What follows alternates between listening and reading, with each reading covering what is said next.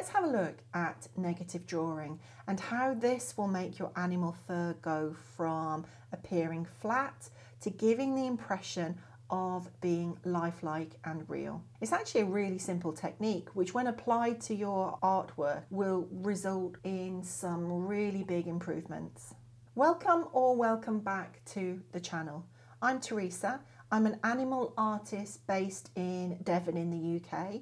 I create short videos here on YouTube each week, sharing tips, techniques and ideas that I would have found useful when I was learning to draw animals. And I also create full, real-time, step-by-step projects over on Patreon. So if you like what you see here, you can find me over there and I'll leave a link in the description. But in this video, I'm going to explain why negative drawing is a simple but really effective technique. I'll go through a quick explanation of what negative drawing actually is and how it's useful for drawings generally. And then I'll demonstrate how it works in practice and specifically how the technique will bring your animal fur to life when applied. Okay, really hope that you enjoy the video and let's get started. So I've been asked several times recently what negative drawing is, how do we do it, and how do we actually use it as a pet portrait artist.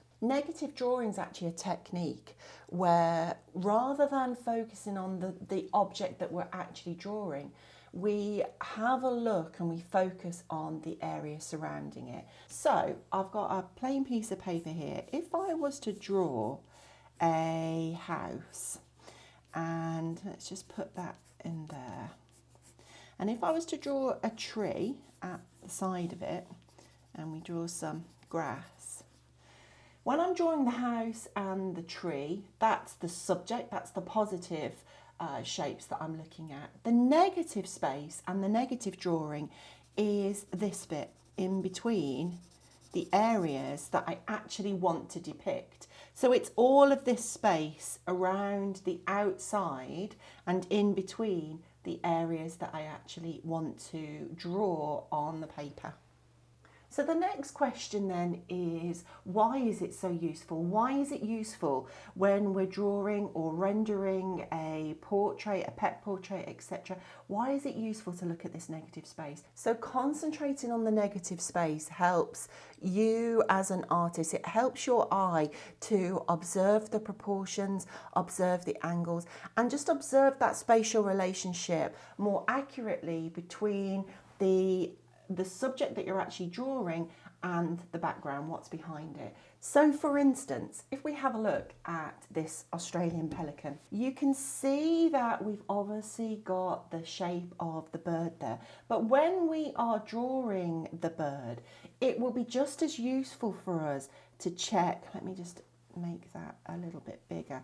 It'll be just as useful for us to check this angle here and this angle here, and all the other angles, even the angles and the space down between the feathers, for instance, that little bit in there.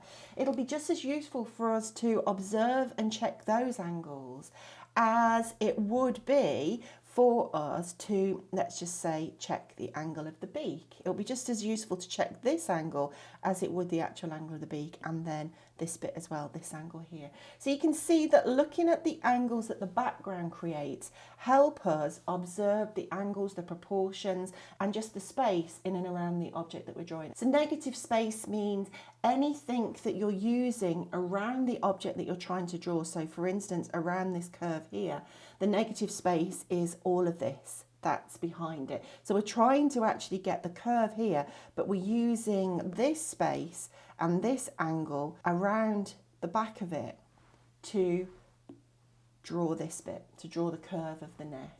That's what negative space actually means. And using negative drawing is really quite useful when we're drawing pet portraits. It's really useful when we are drawing fur, because we are able to focus on the surrounding areas and the bits in between the individual strands of hair, rather than trying to draw every single hair directly. So let's have a look at the drawing of this lion. I'm drawing fur on the lion's chin. And as I'm drawing it, I'll just explain how negative drawing is really quite useful as an artist when we're drawing pet portraits. So you can see here that instead of drawing individual hairs, I'm using shading. I'm using the pencil to shade the outline of spaces around those tufts of fur. I'm not drawing individual hairs. I'm looking at the reference photograph and I'm observing the shapes in the spaces in and around the white or light bits of fur. So these negative spaces are allowing me to capture the direction, the flow and the texture of the fur. And you can see here that I'm using the negative spaces to shade in between those lighter strands, and that defines the lighter strands without actually drawing the light strands themselves.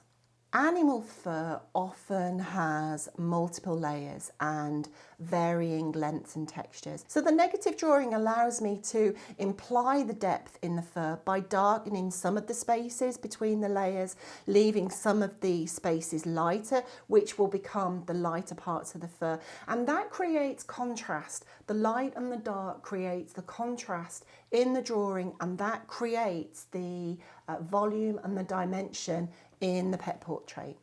So using the negative space and adding the darker bits, that creates the lighter areas as well. And that can be used for the highlights that naturally occur in the fur. We leave the highlights either blank, just raw paper, or lightly shaded. And that creates the illusion of the sheen and the softness.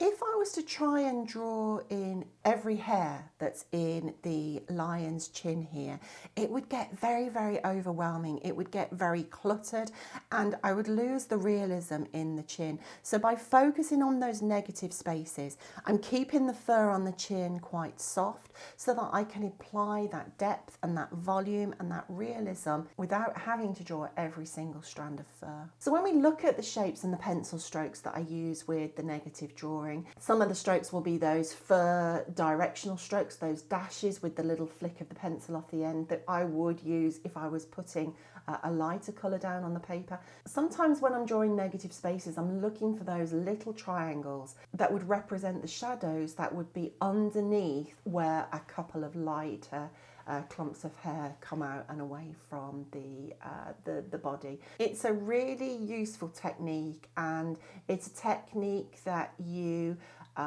probably use all the time, even if you don't realise that you're actually using it. It is worthwhile when drawing fur to get that realism in the fur. It's really worthwhile practicing the negative drawing to get those darker bits into the fur so that you can get the dimension in and make those lighter bits of fur pop forward. Okay, so I hope that's giving you a little overview of negative drawing. Hope you find that helpful. If you've got any questions, let me know. Otherwise, I'll see you next time. Bye for now.